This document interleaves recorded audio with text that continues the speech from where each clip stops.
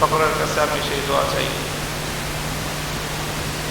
মুহতারাম হাজিরিন, আমি যেই হাদিসের মর্ম আপনাদের সামনে উপস্থাপন করেছি,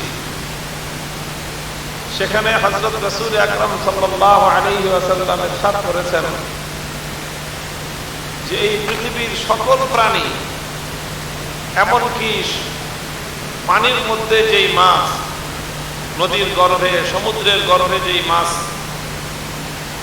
বসবাস করে, গর্তের মধ্যে যে ছোট্ট ক্ষুদ্র পিঁপড়া, পিপীলিকা বসবাস করে, এরা সকলেই সমগ্র মাখলুকাত, সমগ্র সৃষ্টি জগৎ এক শ্রেণীর মানুষের জন্য দোয়া করে, আল্লাহর কাছে দোয়া করে যে আল্লাহ তুমি এই লোকগুলোরে ভালো রাখো, এই লোকগুলোকে তুমি বাঁচায় রাখো, এই লোকগুলোকে তুমি সুস্থ রাখো।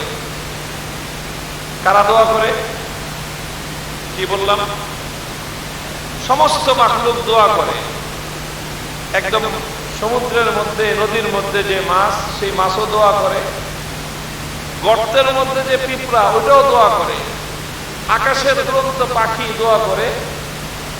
বন জঙ্গলের প্রাণী, হিংস্র জানোয়াররাও দোয়া করে। গরু, ছাগল সবাই এক শ্রেণীর মানুষের জন্য দোয়া করে যে আল্লাহ তুমি এদেরকে ভালো রাখো। কেন দোয়া করে? প্রথম কথা হলো কাদের জন্য দোয়া করে, আর দ্বিতীয় কথা হলো কেন দোয়া করে। এটা আমার কথা না, দুনিয়ার কোনো মানুষের, সাধারণ মানুষের কথা না, এটা স্বয়ং ওই ব্যক্তির কথা যিনি আল্লাহর পক্ষ থেকে দুনিয়ার মানুষের কাছে সত্য কথা বলার জন্য প্রেরিত হয়েছিলেন। এটা ওই ব্যক্তির কথা, আসমান জমিন উলট পালট হতে পারে, যার কথা কোনোদিন ভুল অথবা মিথ্যা হতে পারে না।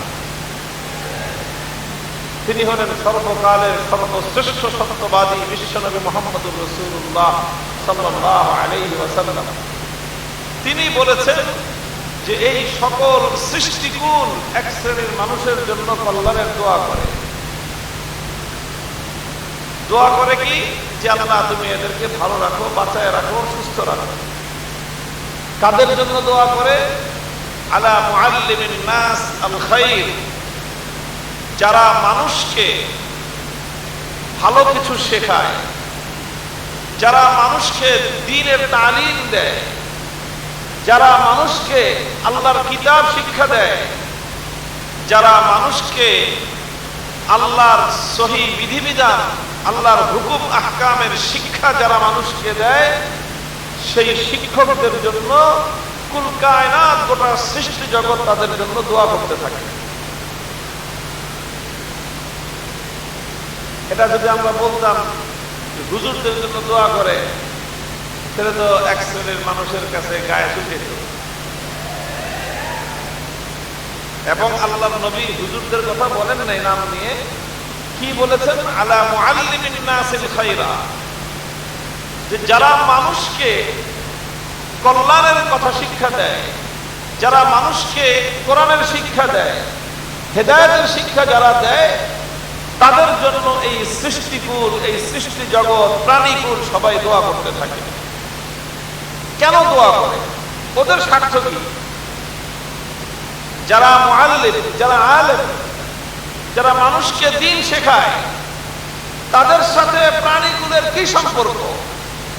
পিঁপড়ার সাথে তাদের কি সম্পর্ক? মাছের সাথে তাদের কি সম্পর্ক? বনের হিংস্র প্রাণীদের সাথে আলেমদের কি সম্পর্ক যে তারা এদের জন্য দোয়া করে? দোয়া করে এই জন্য যে এই দোয়ার সাথে তার স্বার্থ জড়িত আছে। এই দোয়ার সাথে প্রত্যেকটা প্রাণীর নিজের স্বার্থ কি আছে? জড়িত আছে। কি স্বার্থ জড়িত? আলেম ওলামাদের জন্য দোয়া করলে পিঁপড়ার লাভ কি? আলেম ওলামাদের জন্য দোয়া করলে মাছের লাভ কি? আলেম ওলামাদেরকে আল্লাহর কাছে বলে যে আল্লাহ আলেমদেরকে ভালো রাখেন। আলেমরা ভালো থাকলে গরু ছাগলের সুবিধা কি? মুহতারাম হাজিরিন, বিষয়টা বুঝার জিনিস, গভীর মনোযোগ দিয়ে, হৃদয় দিয়ে বুঝার জিনিস।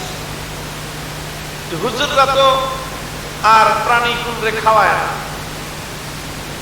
গরু ছাগল হাঁস মুরগি হিংস্র প্রাণী মাছ পাখি এদেরকে কি হুজুররা আলাদা এক্সট্রা কোনো কেয়ার করে বা আলাদা তাদের জন্য কোনো ক্ষয় খরচ করে? এরা এদের দোয়া করার প্রয়োজনটা কি আলেম ওলামাদের জন্য? কেন তারা দোয়া করে? মুহতারাম হাজিরিন, তারা এই জন্য দোয়া করে যে আলেম ওলামারা ভালো থাকলে সমুদ্রের পিপিলিকা, সমুদ্রের মাছ সমুদ্র গর্ভে ভালো থাকবে। আলেমরা ভালো থাকলে গর্তের মধ্যে পিপিলিকা ভালো থাকবে। আলেমরা ভালো থাকলে বন জঙ্গলের মধ্যে, আফ্রিকার জঙ্গলে, সুন্দরবনের মধ্যে হিংস্র প্রাণীগুলো ভালো থাকবে। আলেম ওলামারা ভালো থাকলে আকাশে উড়ন্ত পাখিগুলো ভালো থাকবে। আলেম ওলামারা ভালো থাকলে কুল কায়নাত সমগ্র সৃষ্টি জগৎ ভালো থাকবে। কেমনে ভালো থাকবে? আল্লাহর পয়গম্বরের বহু হাদিস থেকে কথা স্পষ্টভাবে বোঝা যায় যে আল্লাহ পাক রব্বুল আলামিন এই পৃথিবীটাকে টিকায় রেখেছেন এবং এই পৃথিবী ততদিন পর্যন্ত প্রাণীদের জন্য বসবাসযোগ্য থাকে যতদিন এই পৃথিবীতে আল্লাহর পক্ষ থেকে রহমত বর্ষিত হয়। এই পৃথিবীতে যদি আল্লাহর রহমত বর্ষিত না হতো তাহলে এই পৃথিবী কোনো প্রাণীর বসবাসের উপযুক্ত থাকতো না। আর ভাই বেশি না তো, আল্লাহ পাক রব্বুল আলামিন সূর্যের মধ্যে যেই তাপ আর যেই হিট সৃষ্টি করে রেখেছেন, সেই তাপকে যদি আল্লাহ পাক কুদরতের মাধ্যমে, রহমতের মাধ্যমে সেই সূর্যের তাপ দুনিয়ায় আসা থেকে আল্লাহ পাক রব্বুল আলামিন যদি বিরত না রাখতেন, সূর্যের উত্তাপে দুনিয়ার সমস্ত কিছু বিগলিত হয়ে যেত, দুনিয়া কোনো প্রাণীর বসবাসের উপযুক্ত থাকতো না। আল্লাহর রহমত আসে, সূর্যের তাপ কমে যায়। আল্লাহর রহমত আসে বলেই সারা দুনিয়া বরফে গলে যায় না। আল্লাহর রহমত আসে বলেই পৃথিবীতে বাতাস প্রবাহিত হয়। আল্লাহর রহমতের দ্বারাই দুনিয়াতে সমুদ্রের মধ্যে জোয়ার ভাটা তৈরি হয়। আল্লাহর রহমত আসে বলেই নদীর মধ্যে স্রোত, পানির স্রোত প্রবাহিত হয়। আল্লাহর রহমত আছে বলেই দুনিয়াতে সমস্ত মাখলুকাত এখান থেকে অক্সিজেন গ্রহণ করতে পারে। এই সব কিছু আমার আল্লাহ পাক রব্বুল আলামিনের রহমতের দ্বারাই পরিচালিত হয়।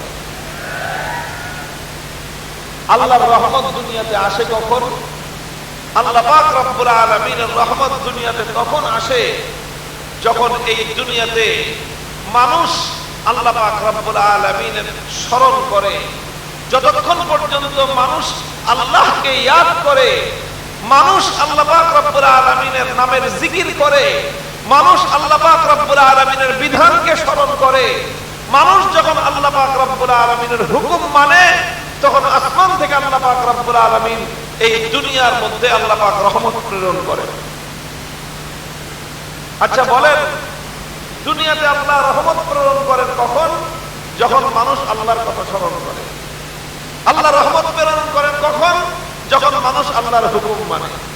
আচ্ছা বলেন তো, আল্লাহকে স্মরণ করানোর শিক্ষাটা, আল্লাহকে স্মরণ করতে হবে, আল্লাহর জিকির করতে হবে, এই তালিম আর এই শিক্ষা দুনিয়াবাসীকে কারা দেয় বলেন? বলেন, আলেম ওলামা ছাড়া এই পৃথিবীর আর কোন সম্প্রদায় আছে যারা দুনিয়ার মানুষকে আল্লাহর জিকিরের কথা শিক্ষা দেয়? আলেম ওলামা ছাড়া কারা আছে যারা এই দুনিয়ার মানুষকে আল্লাহ পাক রব্বুল আলামিনের দ্বীনের হুকুম মানবার কথা শিক্ষা দেয়? আলেম ওলামা ছাড়া দুনিয়ার আর কোন সম্প্রদায়টা আছে যারা এই দুনিয়ার প্রত্যেকটা মানুষকে আল্লাহর বিধান মেনে চলবার জন্য রাত দিন অহর্নিশ তারা মানুষকে উদ্বুদ্ধ করতে থাকে, মানুষকে শিক্ষা দিতে থাকে? আলেম সমাজ ছাড়া দুনিয়াতে আর কোন সম্প্রদায় আছে? বলবেন যে যে তবলিগের ভাইরা তো শিক্ষা দেয়। তবলিগের ভাইরা শিক্ষাটা পাইছে কার কাছ থেকে? আলেম ওলামারা তবলিগে আছে বলে এই তবলিগের জামাতের ভাইরা হেদায়েতের উপর সহিহ পথে চলতে পারে। ভাই, আল্লাহর এই জমিনে ইসলামের যত কাজ আছে সমস্ত কাজ হলো রেলগাড়ির ডাব্বার মতো। কিসের মতো? রেলগাড়ির ডাব্বা বুঝেন? একটা রেলগাড়ি 100, 150, 50, 60টা ডাব্বা নিয়ে চলতে থাকে। এক একটা ডাব্বা বিশাল বিশাল। ইসলামের প্রত্যেকটা কাজ এগুলো হলো সব রেলগাড়ির ডাব্বা। আর রেলগাড়ির ডাব্বার মধ্যে চলার কোনো শক্তি নাই। রেলগাড়ির ডাব্বাগুলোকে চালায় হলো রেলের ইঞ্জিন। দ্বীনের ইঞ্জিন হলো ইলমে দ্বীন, দ্বীনের ইঞ্জিন হলো ইলম, আর বাকি সব হলো ডাব্বা। যতদিন পর্যন্ত জমিনে ইসলামের সহিহ ইলম, কোরআনের সঠিক ইলম যতদিন পর্যন্ত দুনিয়াতে আছে, ততদিন দ্বীনের ইঞ্জিন চলবে।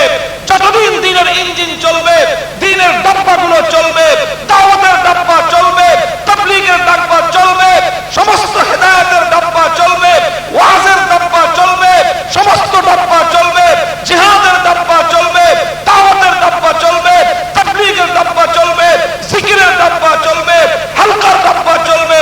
ততদিন দ্বীনের এই ডাব্বাগুলো চলবে যতদিন সহিহ ইলমের ইঞ্জিন চলবে। মুহতারাম হাজিরিন, দুনিয়ার মানুষ, সাধারণ মানুষ আর এই দুনিয়ার নব্য শিক্ষিতরা অথবা উচ্চ শিক্ষিতরা অথবা দুনিয়ার সম্পদশালীরা, দুনিয়ার ক্ষমতাবানরা এই কথা বুঝুক আর না বুঝুক, আল্লাহ পাক রব্বুল আলামিন সমুদ্রের মাছকে এই কথা বোঝার তৌফিক দিয়েছেন। তোমরা এই কথা বুঝো বা না বুঝো, গর্তের পিপিলিকাকে আল্লাহ পাক এই সহিহ বুঝদান করেছেন। তোমরা বুঝতে পারো বা না পারো, আকাশে উড়ন্ত পাখিকে আল্লাহ পাক এই বুঝদান করেছেন।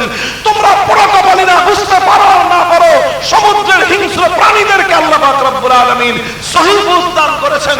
এই জন্য তারা প্রতিনিয়ত আল্লাহ রব্বুল আলামিনের দরবারে আলেম সমাজের জন্য দোয়া করতে থাকে।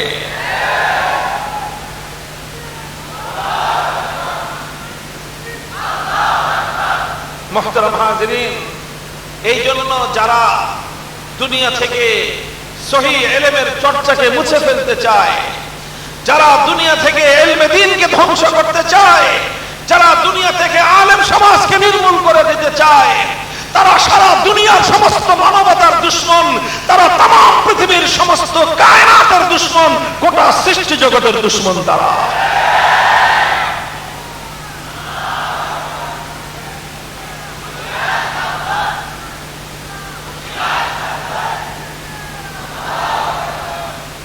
মুহতারাম হাজিরিন, এটা আমি আমাদের ফজিলতের কথা বর্ণনা করতে চাই না, আলেম সমাজের ফজিলতের কথা আমি এখানে বলতে বসি নাই, আমি এখানে ইলমের ফজিলতের কথা বলতে বসেছি। ও দুনিয়ার মানুষ, আল্লাহর কসম খেয়ে বলতে পারি, আল্লাহ রাসূল সাল্লাল্লাহু আলাইহি ওয়াসাল্লাম ইরশাদ করেছেন, লা তুকামুস সাআতু হাত্তা ইউকালা ফিল আরদি আল্লাহ আল্লাহ।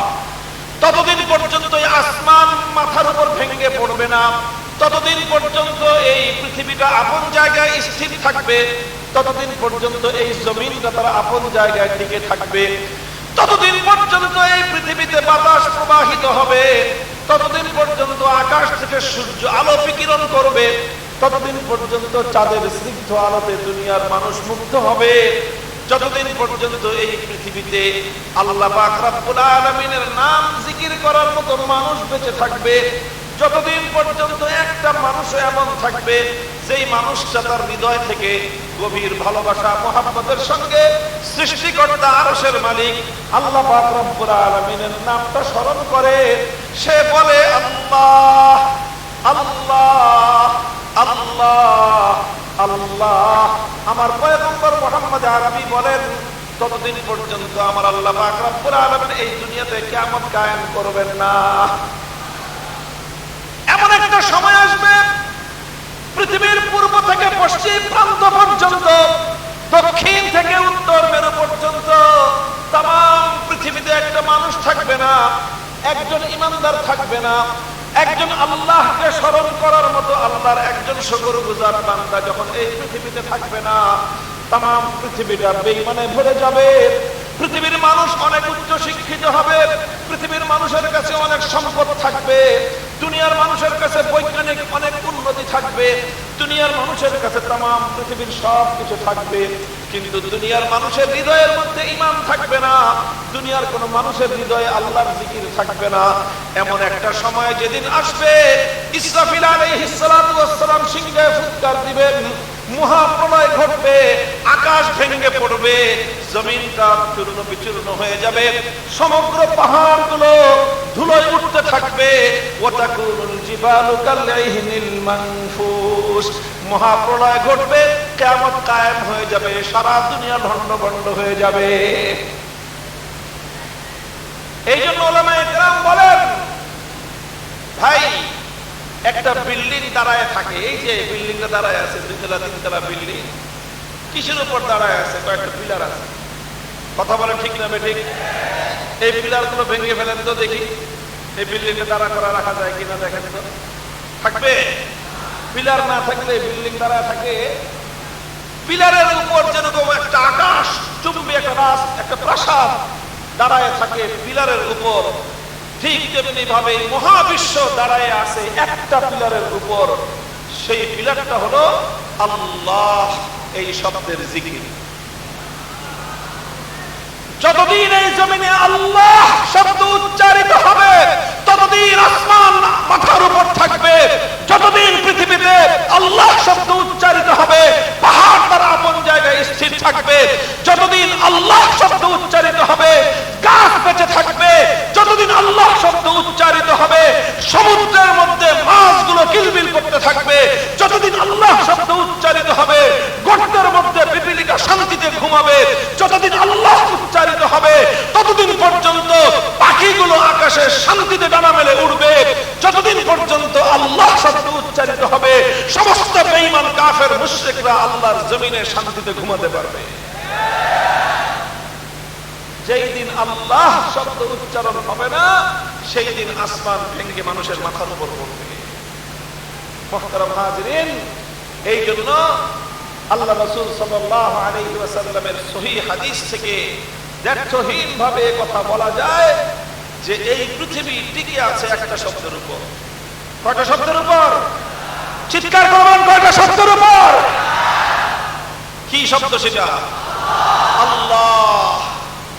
আল্লাহ, খোদার কসম খেয়ে বলি, 7 আসমান 7 জমিন, মহাবিশ্ব, আরশ, কুরসি, লৌহ কলম, জান্নাত জাহান্নাম সহ तमाम পৃথিবী এক পাল্লায়, কুল কায়নাত এক পাল্লায়, আমার রব আল্লাহ এই নাম আর এক পাল্লায়। আমার রবের নামের পাল্লার ওজন ভারী হয়ে যায়।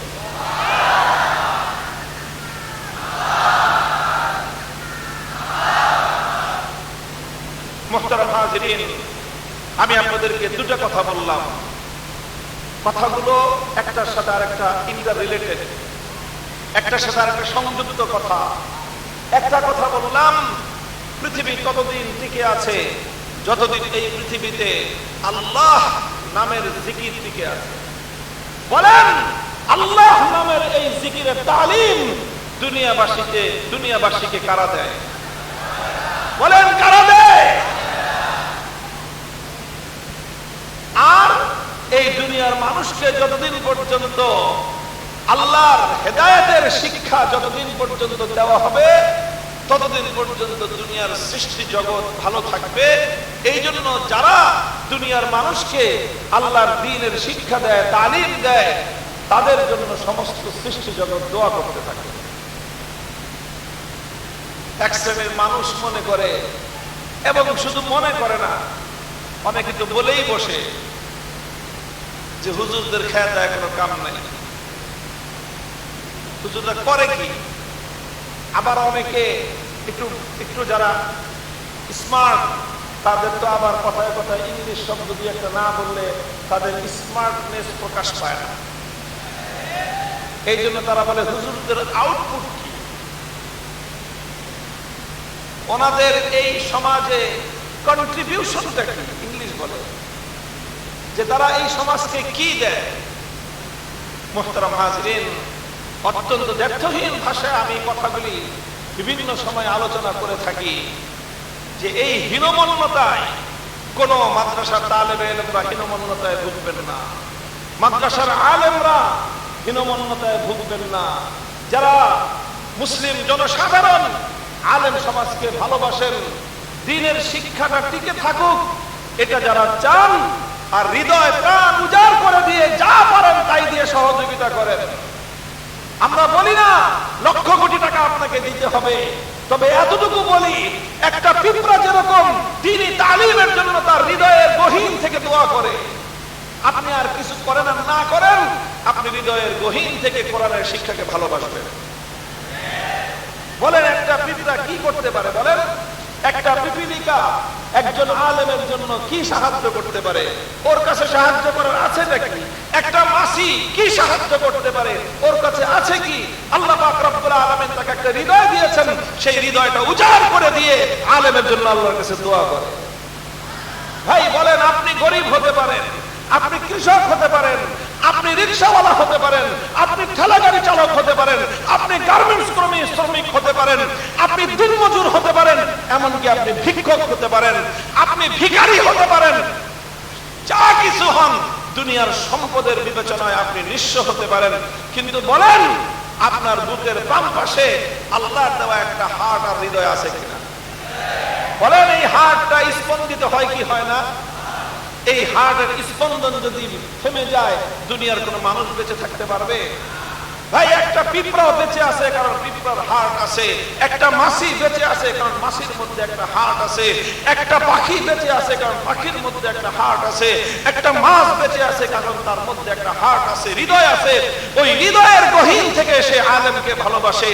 আমি দুনিয়ার উম্মতে মুসলিমার সাধারণ দরিদ্র মানুষদেরকেও বলবো, কিছু সহযোগিতা করতে পারেন আর না পারেন, সাহায্য করতে পারেন আর না পারেন, হৃদয়ের গহীন থেকে কোরআনের ইলম এবং আলেমদেরকে ভালোবাসবেন। আমরা আপনাদের কাছ থেকে আর খুব বেশি কিছু চাই না, খুব বেশি কিছু চাই না। আপনার যদি ভালোবাসা থাকে, সামর্থ্যের আলোকে আপনার ভালোবাসা আপনাকে যতটুকু সহযোগিতা করতে বলে আপনি ততটুকু সহযোগিতা করবেন, হৃদয় দিয়ে ভালোবাসবেন। এই জনতার এই ভালোবাসা, উম্মার এই ভালোবাসা, সাধারণ মুসলমানদের ভালোবাসা, এটাই এদেশের আলেম সমাজের পুঁজি। এই জন্য আমি বলি, এই সমাজ, এই দেশ, আলহামদুলিল্লাহ বাংলাদেশ, আমাদের এই জনপদ হাজার বছর ধরে এই জনপদ ইসলামের জন্য উর্বর। কারণ এই জনপদের মানুষ আর কিছু করতে পারুক আর না পারুক, দরিদ্র গরিব হতে পারে, হৃদয় উজাড় করে দিয়ে আলেমদেরকে, ইলমওয়ালাদেরকে তারা মহব্বত করে আর ভালোবাসে। যারা জানতে চাও আলেম সমাজের কন্ট্রিবিউশনটা কি, যারা জানতে চাও জাতি এবং দেশের উন্নয়নে আলেম সমাজের আউটপুট কি, যারা জানতে চাও দেশ এবং রাষ্ট্রের উন্নয়নে এই কওমি মাদ্রাসাগুলো, শিক্ষা ব্যবস্থার কি আউটপুট, কি কন্ট্রিবিউশন, তাদের কি ভূমিকা, তাদের কি অবদান, আল্লাহর কসম খেয়ে বলি, খোদার কসম খেয়ে আমি হাজারবার বলতে পারবো, তোমাদের সকল শিক্ষা ব্যবস্থা মিলে দেশ এবং জাতির যতটুকু কল্যাণ করে,